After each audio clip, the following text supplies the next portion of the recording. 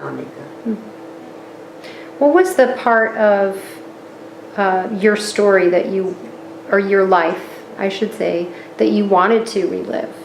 The part of your life that you wanted to relive. This morning you said if you had a wish. It was a very good beginning. My grandfather was a wealthy businessman. He had the children, they were married well. So it was fine until the war started in Europe, France and England against Germany. Then we went through the Holocaust, where we lost most of our family, which is interesting because we were the only ones to survive. My mother's two sisters, their husbands, their children, they all died. And we were left, not untouched, but in pretty bad shape. So after that, I was lucky enough to meet my husband in Athens. He was working at the embassy.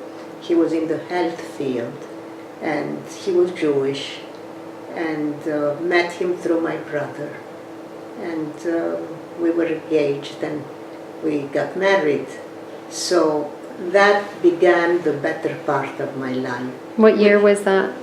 The 53. I married my husband in 53. The war having finished in 43. No, 45, I'm sorry. And I find that there is such ignorance among the population here about what happened in Europe at that time. We know it day by day, we followed the situation. But of course we had another kind of interests in the matter. We had their family at stake, but I believe they were all gassed when they arrived in Auschwitz. They weren't very strong people, my two uncles, and certainly women and children didn't escape, so they all disappeared. So after you got married in 1953? Yes. We came back to the States. I met my husband's family. He didn't have a father or a mother at that time.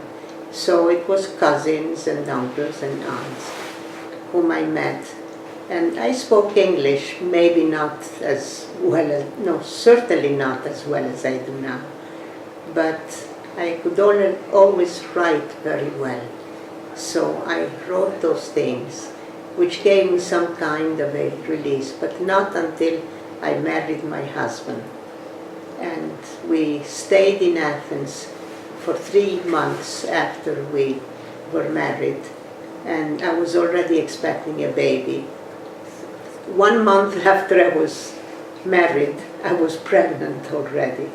But we came to the US, where my husband would be to receive his next orders.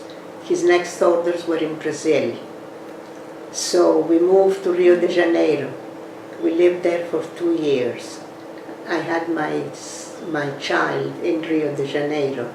So she's a Brazilian, Mm-hmm. She's a Carioca because she was born in Rio de Janeiro. And then after that, we thought we were going to go somewhere else. We didn't know where. Just happened that they wanted to send us to Iran. So we went to Iran, where I lived for 6 years. Speak the language, not very well, but I can get understood. Mm-hmm. And I loved Iran because it was the time of the Shah, not whatever is going on now. So after that, we went to Iran, where we lived 4 years. Then we went to Ecuador, which is in the news today, mm-hmm. with the Snowden story. And we stayed there 1.5 years. And then we were sent back to Iran for 2 more years. And then after that, we came back to the States. My husband retired, and he got a contract with the university, with Tulane University. Mm-hmm. But the contract was never executed because the government withdrew its support. So we came back to the States, where we stayed after that. I went back to school at age 40, got my degree, and then applied for work at the CIA, where we had a friend. So I waited 1 year for my clearance, because we had lived in so many places. So I got the job, stayed with the CIA 18 years, then went to the NSA for 5. Yeah. And my husband was retired at that time. I worked 1 year after he retired, and then we decided to come to Florida to join our 2 daughters. I had my second child in Iran.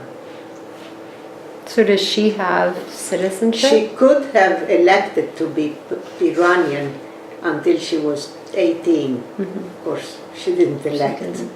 And the other one was born in Brazil. She could elect to be Brazilian, but neither one of them obviously did. Who did your husband work for? The Public Health Service. Public Health Service for the United States? Yes. And you worked for the CIA And the NSA. At the NSA. And what did you do for them? I was a translator and interpreter. What did you... French and English, and Greek and English.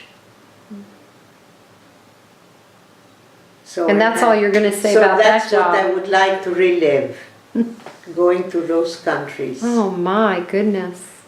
Tell them why you had a hard time getting your clearance, because they found out. No, I had to tell my life story, of course, to the CIA. And I didn't mind, so I wrote down everything. That's what you mean, right? Well, you changed your name for a short period of time. Oh, yeah. They asked you in the investigation, did you ever have another name? I said yes, for about 1.5 years. I was known as Marianthe Nicolopoulou, which is a Greek name. So that was while you were in hiding?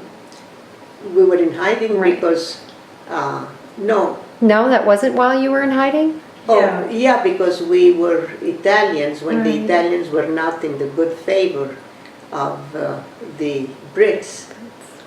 So they were enemies. But, being Jewish, somehow we avoided the worst things. Being Jewish was pretty bad if you think about it. You'd say, I don't want to live as a Jew. But being Jewish offered us so many stories and things to tell.